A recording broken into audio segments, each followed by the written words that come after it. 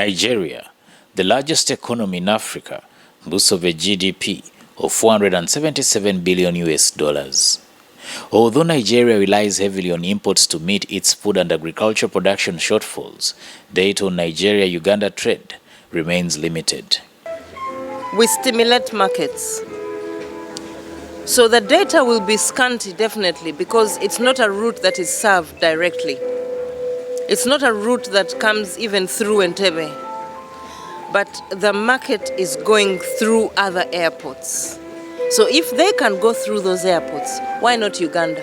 Our duty is to stimulate that market with frequency and scheduling.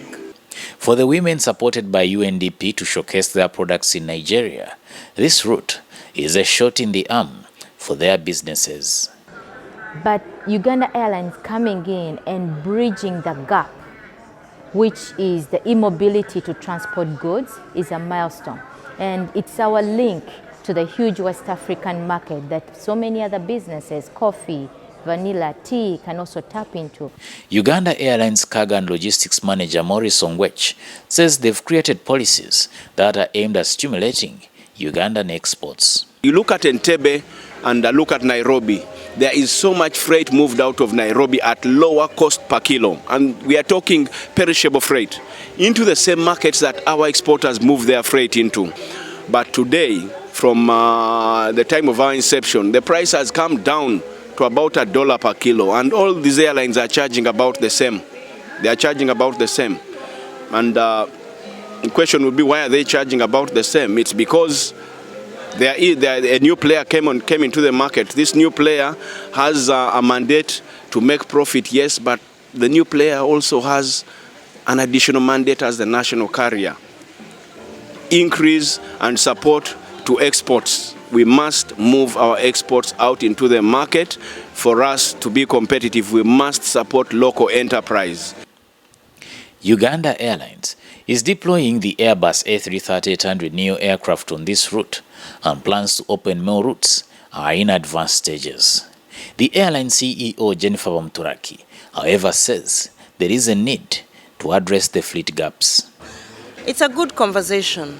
Now that Uganda Airlines is expanding, what next? Because this is just the beginning. Before the end of this year, we'll be announcing another 3 routes, which we will be starting.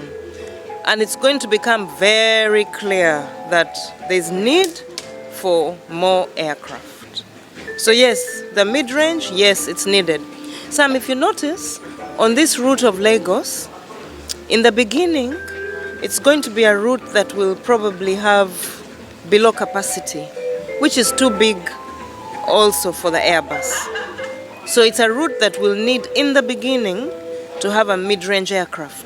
The mid-range aircrafts will give us the opportunity to move about 3 tons regionally, and that is the average weight that exporters look at when moving agricultural products and products of plant and animal origin into the regional markets. Available market information data has been showing slow movement of goods and services between Uganda and Nigeria.